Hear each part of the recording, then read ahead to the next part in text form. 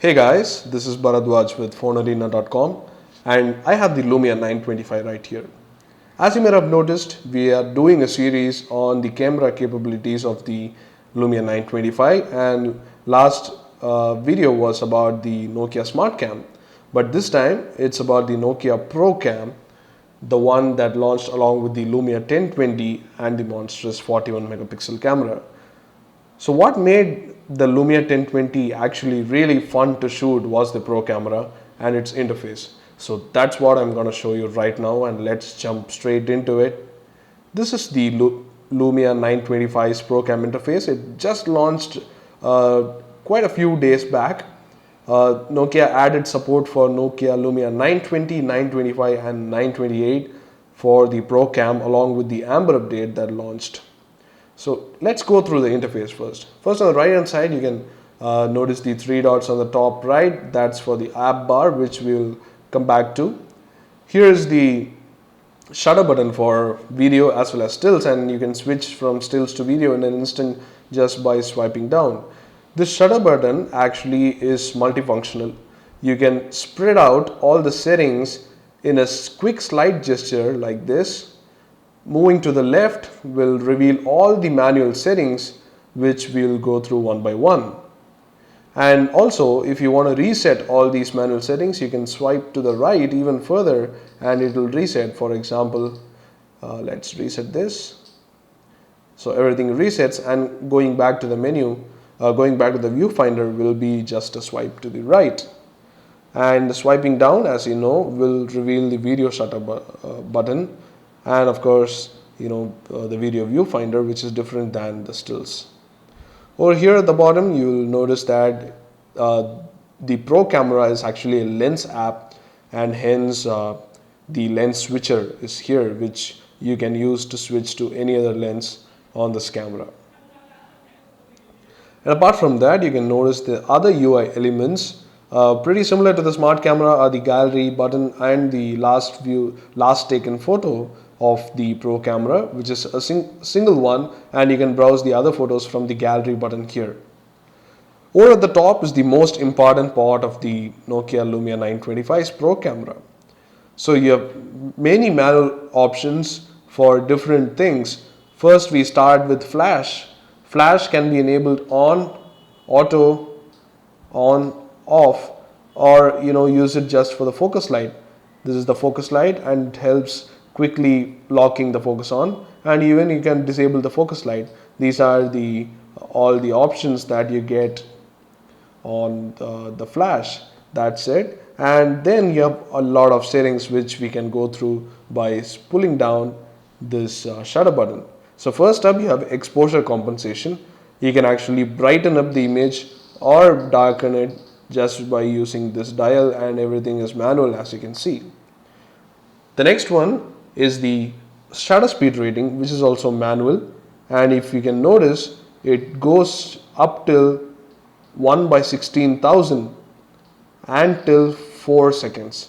This is how versatile the settings of the shutter speed is, and literally almost all options you get like a DSLR for a manual exposure of the image. So that's the option you get, and let's put it back to auto.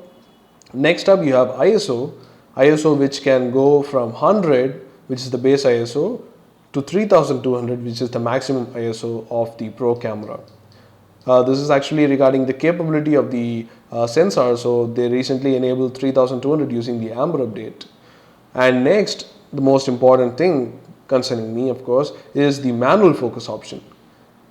Manual focus is a concern with most cameras, because autofocus is really tough, and sometimes if you want to go really close with a macro shot, then obviously you have to have manual focus, and that's exactly what I'm doing here. As you can see, the manual focus is amazingly accurate. I have two objects here, one toy of the Minion here and a toy of Raj Kutrapalli in the back.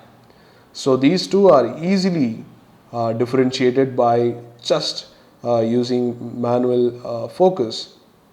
You can also use touch to focus, which works rather quite well. We will change it to auto and show you. Touch to focus also works quite well, but if you're just clicking on, just a second, yeah, as you can see, touch to focus works quite well too.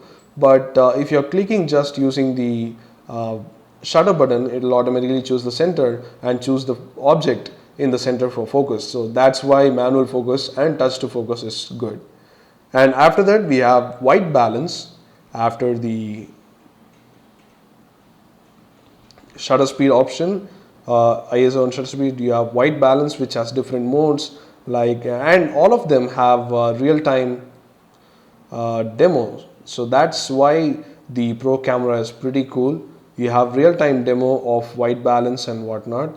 This is cloudy, this is sunny, this is fluorescent, and this is tungsten. All these have live previews, so that's really good. Even exposure has live previews, and that's why I really love the controls of the Nokia Pro camera. But diving into settings, you might notice a lot more. You can see that you can use the front camera, you can have a shutter delay for self shots, just a timer.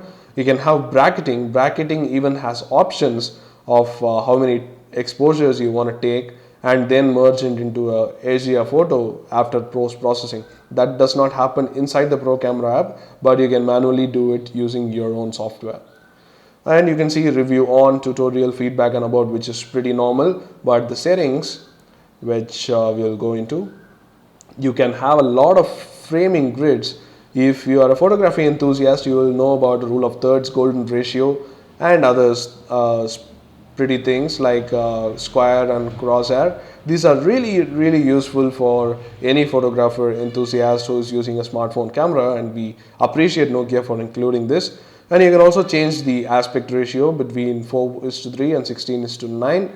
Unlike Lumia 1020, you don't have options for oversampled photos, of course, because this is just a 8 megapixel camera.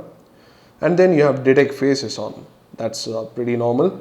You have framing grids for video too, and video has a lot of frame rates and resolution options. As you can see, 24 FPS is selected because I like the 24 FPS frame rate because it makes it look like film.